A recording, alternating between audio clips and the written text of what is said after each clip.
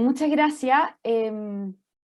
Bueno, de partida decir que, claro, esto es parte de una investigación para un paper que todavía no se publica, pero que se enmarca en este fondo de la Universidad Católica. Yo soy historiadora y magíster en sociología, pero no soy doctorante, así que eso quería aclarar. Y, y bueno, y partir diciendo que este trabajo evidencia el papel que tuvo el terremoto de Valdivia. ¿Se escucha bien? Perfecto. ¿Sí? Ya, Perfecto, sí, perfecto. sí. En la configuración y el avance de un nuevo enfoque de política exterior estadounidense en América Latina en el contexto de la Revolución Cubana. El suceso se presentó como una oportunidad para que Estados Unidos probara esta nueva estrategia en Chile a partir del terremoto de 1960 y desde ahí poder influir en Chile y en los otros países latinoamericanos para mantener el comunismo bajo control.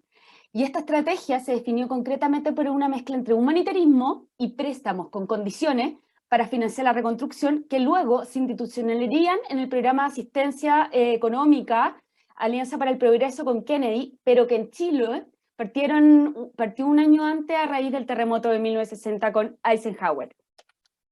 Bueno, como antecedentes globales tenemos que en 1959 está la Revolución Cubana y ahí Estados Unidos se da cuenta de que Latinoamérica tiene que ser parte prioritaria de la política exterior y hace un giro desde Asia a Latinoamérica. Mientras tanto, en Chile lo que estaba pasando fue que en 1958, unos años antes de la Revolución Cubana, sale electo el presidente Jorge Alessandro Rodríguez, pero con una ventaja estrecha del candidato del Frente de Acción Popular, Salvador Allende. Entonces eso también enciende la alarma. Pero igual, Jorge Alessandri, si bien partió con un principio de no intervención extranjera, tenía un tono anticomunista y pro-occidental. Entonces, lo que empezó a hacer Estados Unidos con este nuevo enfoque de considerar a Latinoamérica como su prioridad es que Eisenhower hizo una gira a Latinoamérica y visitó Argentina, Uruguay, Brasil y Chile. Y cuando vino a Chile en febrero y marzo de 1960, 2 meses antes del terremoto, buscando aliados, por supuesto, se encontró con un fuerte nivel de antiamericanismo, de protestas de los estudiantes, de fuera yanquis, etc. Y acá la revista Topase como un poco retrata la relación que existía entre Estados Unidos y América Latina, como de que Chile veía a Estados Unidos como el prestamista, la diplomacia del dólar, etc., y los estadounidenses veían a los países latinoamericanos como fuente de recursos o de materias primas. Bueno, todo esto empieza a cambiar cuando sucede el terremoto de 1960. Fue durante el día, pero este terremoto ha sido el que se ha diagnosticado el más fuerte en cuanto a intensidad y magnitud, de 9,5 en la escala de Richter. En el mundo afectó a 1/3 de la población chilena en el sur, y fue un golpe económico para el gobierno de Alessandri, que estaba enfocado en controlar la inflación. Ahí, bueno, tuvo un impacto mundial, llegó gente de todas partes del mundo, perdón, más de 60 países como ayudando con distintas ayudas, pero el que por lejos lideró la ayuda humanitaria en cuanto a rapidez y magnitud fue Estados Unidos, que a los 4 días montó la mayor operación humanitaria en tiempos de paz en Chile, que se llamó Operación Friendship, o Operación Amigos, que claramente el nombre dice el objetivo de hacer amigos. Bueno, viajaron desde Estados Unidos con 30 aviones de cargo, no, algunas fuentes dicen que 50, otras fuentes dicen que 30, y en estos aviones de cargas venían 700 soldados, enfermeras, técnicos, hospitales de campaña, suministros médicos, para el plan de vacunación que hicieron aquí, etcétera. A los 5 días, el Exim Bank, el Banco de Importaciones y Exportaciones, aprobó una línea de crédito de $10 millones, se consiguieron antiguos préstamos rápidamente, Eisenhower llamó por cadena nacional a donar, y toda esta ayuda que se estimó en $5 millones se canalizó a través de la Cruz Roja norteamericana, y bueno, y a los meses del terremoto se anunció un préstamo de $100 millones. Entonces, Estados Unidos, como con toda esta operación Amigos, ganó un gol diplomático que ha sido muy bien evidenciado en las fuentes, porque tuvo mucha aparición en prensa. Aquí vemos algunos soldados norteamericanos en el diario La Nación, también los periodistas que llegaron. Acá se ve, no sé, soldados negros, afroamericanos, que llegaron a Chile, entonces lo que también fue como un choque cultural con los chilenos. Aquí están dando agua, en los Globemaster también llegaban purificadores de agua. Estas fotos son de la revista Life, que están públicas. También donaron estas de La Nación, creo, publicaron donaron un hospital de campaña con 400 camas, que después se llamó el Hospital Kennedy. Y también lo que pasó es que la Guerra Fría se plasmó en el terremoto. Por ejemplo, la prensa norteamericana y chilena denunciaba la propaganda cubana que se escondía en la ayuda a las víctimas del terremoto. Pero en verdad Estados Unidos también estaba haciendo propaganda con los soldados en terreno. Y acá vemos el gol diplomático del que le hablaba antes. Fueron portadas, temas de editoriales. Por ejemplo, acá el diario La Nación titula "Cuando la solidaridad no tiene raza ni color". También fue portada el 4 de julio, el Día de la Independencia, "Gracias por el sentimiento de gratitud". En algunas fuentes dicen "sin pedir nada a cambio". O sea, también había como una creencia de que esto era pleno humanitarismo por parte de Chile. De hecho, hay un libro que trata sobre la ayuda médica en contexto de desastres del ejército de Estados Unidos, que dice los beneficios políticos que le generó la Operación Amigo a Estados Unidos impulsó a algunos congresistas norteamericanos a fortalecer su idea de la diplomacia como forma de contrainsurgencia. Desde entonces, Estados Unidos aumentó su compromiso en la participación en la asistencia para desastres en el extranjero. De hecho, después del terremoto de 1960 y de la Operación Amigos, claro, esto forma parte de la discusión de los congresistas, están de Congress Records, y ahí en 1961, en septiembre, se crea una institución que se va a hacer cargo de coordinar y organizar todas las misiones humanitarias en contexto de desastres, ya sea terremotos, inundaciones, epidemias, etcétera, que se va a llamar la Agencia Internacional de Desarrollo, y que va a ser la organización que se va a encargar de The Earthquake Program, que es el programa específico para la reconstrucción en Chile. Y esta agencia USAID sigue hasta ahora, o sea, todavía ha sido la encargada de repartir ayudas con el COVID. Entonces, Jeffrey Chaffet, historiador, escribió un libro sobre Foreign Aid as Foreign Policy, The Alliance for Progress in Latin America, y él dice que al principio la intención de este nuevo enfoque en política exterior de Eisenhower era más intelectual, pero solamente se concretiza hasta el terremoto en el terremoto de 1960. De hecho, Chile pasa a ser piloto para la Alianza para el Progreso. ¿Por qué? Porque por solicitud de Eisenhower, 3 meses después del terremoto, se le pide al Congreso, que estaba súper reacio de aumentar la ayuda externa,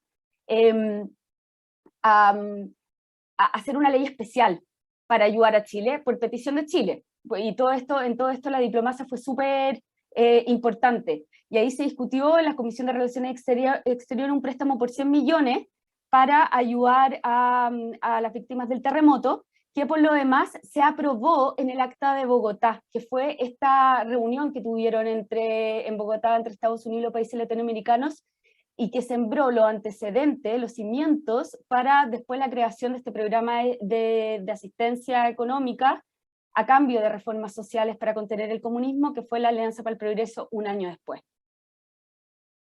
Estos programas, lo que se decretó en el Acta de Bogotá era que se tenía, como el concepto de self-help, que se llama, que los países latinoamericanos tenían que hacer reformas tributarias para financiar reforma agraria, ¿ya? Y ahí como con esta reforma, en el fondo que iban dirigidas a cambiar las estructuras sociales, porque estaba la noción de detrás de que la pobreza era un caldo de cultivo para el comunismo. Esta es una cifra de un senador que dice que un poco resume lo que estaba pasando del cambio de la política exterior estadounidense, de Corea, de Asia a Latinoamérica, de que Cuba, o si no, que Cuba era una amenaza, y de que un paso fue la reconstrucción, el préstamo que se aprobó para la reconstrucción. Y bueno, este préstamo que se autorizó el 8 de septiembre de 1960 en el Acto de Bogotá, después vino el cambio de administración con Kennedy, y ahí Kennedy lo aprovechó de firmar y de apropiarse de los fondos el 27 de mayo de 1961, justo en el marco de la Alianza para el Progreso, que todavía no se hace oficial, que en agosto en Punta del Este, pero lo que habla de que la reconstrucción de Chile y la ayuda que se le hace es un piloto. O sea, el programa se testea un año antes acá.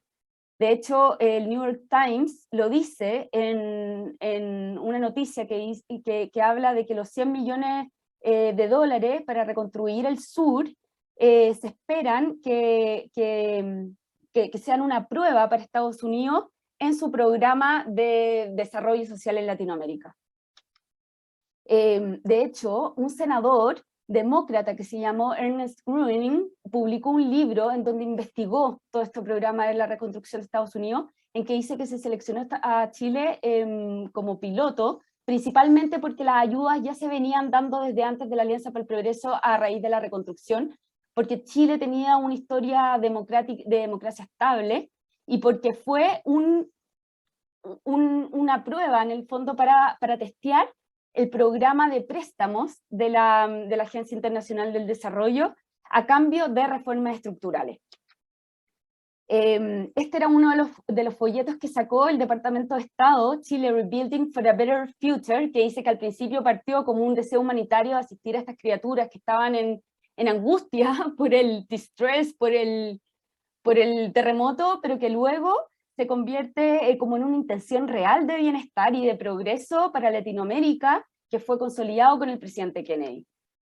Y nos conseguimos el reporte que hizo un contralor, de apellido Campbell, que le rindió cuentas al Congreso estadounidense en 1964 sobre cómo se gastaron los 124 millones de dólares que costó el programa.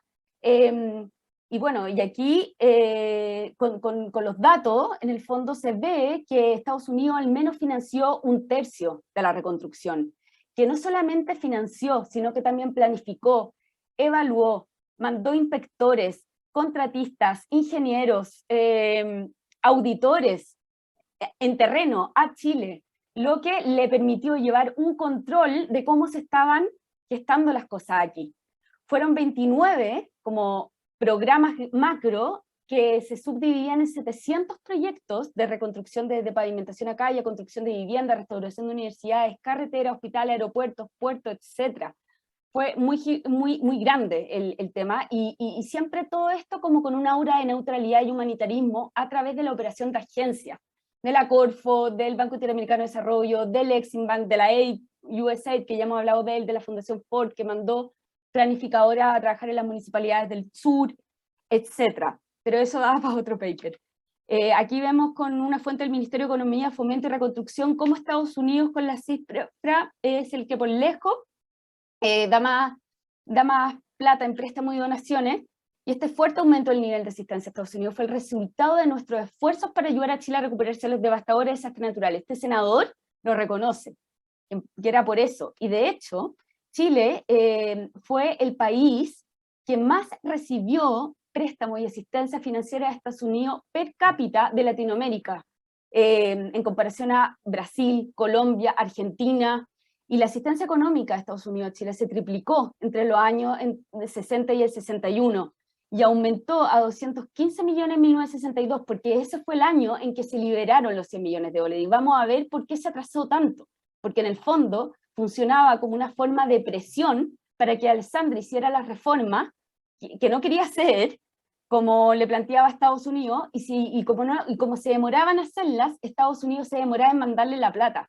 Y eso generó una tensión diplomática. Bueno, alcanzamos a ir a algunos de los pueblos que permanecen vivos en el sur de Chile, uno de ellos la población Alabama, en Mafil, en Valdivia. Acá son algunas de las placas que subsisten sobre la Alianza del Progreso en la zona devastada para la construcción de una junta de vecinos, de un gimnasio, un frutillar. En general, los pueblos fundados por Estados Unidos, muchos de ellos, los nombres ya no están, pero tenían los nombres de los estados norteamericanos como Maine, Texas, Alaska, etc. Esta es una escuela que se fundó con el nombre de San Francisco, que hoy día sigue, no, ya la pasé, que es esta, en Porvenir. Hay otro pueblo que se llama Mississippi, en el que también estuvimos. En la escuela George Washington, está en la aldea campesina Alaska, en que se construyeron 60 casas. Todo esto aparece también en la revista Arcilla, lo que da ya una forma de publicidad. Cecilia, también, te quedan 5 minutos. Ya. Bueno, mandaban enviados y para... todo esto tenía un enfoque de publicidad, ¿ya? Y la molestia que le generó a Estados Unidos era que parte de los acuerdos era generar avisos, letreros, en que dijera Alianza para el Progreso, como parte como como un soft power, y no lo hacían los chilenos, en general no lo hacían, entonces eso provocaba muchas tensiones, pero yo creo que, y esto voy a usar los 5 minutos, que es como lo más relevante, es la tensión con Alessandri, y Alessandri tachó a Estados Unidos de intervencionista, de chantaje, y esto le pavimentó el camino a Estados Unidos para que después financiara la campaña de Frei Montalva, porque su programa se alineaba mucho más con los desafíos reformistas de la Alianza para el Progreso de lo que Alessandri hizo. Bueno, después de las inexplicables dificultades que se han venido sucediendo desde el último año, esto es una carta que Alessandri le escribe a su amigo, que es el embajador de Chile en Estados Unidos, Walter Muller, a partir del cambio de gobierno de Estados Unidos para hacer efectivos los préstamos, lo que es aún más extraño, para la entrega de los dineros que en forma de donación y de ayuda de reconstrucción nos acordara con tan buena voluntad el presidente Eisenhower. En el fondo, esa fue su causa para querer asistir a ver a Kennedy en persona en 1962 para informarse de esta ayuda. Al comienzo de mi gobierno, mientras Eisenhower estuvo en Estados Unidos, yo tuve ayuda y una sensación de respeto. Pero la administración de Kennedy, que decía querer iniciar un sistema político de redención de Sudamérica, ha importado para Chile establecer limitaciones que han dificultado la utilización de los 20 millones de ayuda y los 100 millones para la reconstrucción. Mi preocupación por la división de la tierra en Chile no data desde la ligera y superficial invitación que el presidente Kennedy, como un recurso oportunista en relación con la Revolución de Cuba, ha formulado con bastante desconocimiento de la situación de muchos países americanos. Mucho antes que el señor Kennedy complicara todos los problemas de Sudamérica con su precipitada sugestión sobre Alianza para el Progreso, yo incidía en materia de división de la tierra en una política paralela a la del plan habitacional. O sea, él se defiende que sí tuvo criterio social para hacer sus políticas públicas, que Kennedy no entiende la realidad de Chile. Y de hecho dice, veo que el nuevo gobierno de Estados Unidos retrocedió por lo menos en 80 años en su manera de tratar a los países sudamericanos y que hace caso omiso de su soberanía. El gobierno de Estados Unidos no tiene el derecho a ignorar que Chile es una democracia por lo menos tan perfecta como la de ellos, que el Congreso tiene sus plazos, como se pretende, sobre las fechas en que las llamadas reformas estructurales estarán despachadas. Entonces, bueno, aquí en otra carta de septiembre a su amigo Walter Muller le dice, quiero ir a hablar de estas cuestiones de gobierno a gobierno, impedir esta especie de chantaje que se nos pretende hacer procurando dificultar el otorgamiento de crédito a nuestro país para lograr sus propósitos. ¿Cuáles son las consecuencias y las conclusiones de todo esto? Finalmente, Alessandri, por esta presión a cambio de préstamo y porque Chile estaba vulnerable, necesitaba esta ayuda externa, por la reconstrucción y para pagar la balanza de pago, la reforma agraria y tributaria se aprobaron en 1962. Pero esto generó un endeudamiento a largo plazo en que ya en 1970 en los archivos Corfo se ve que el principal acreedor de Chile es la EIT, finalmente. Generó una dependencia económica a largo plazo. Y estos préstamos a la reconstrucción fueron parte de este nuevo enfoque que se puso a prueba, como dijimos al principio, para influir en el comportamiento de Chile y poner a prueba el programa de la Alianza para el Progreso,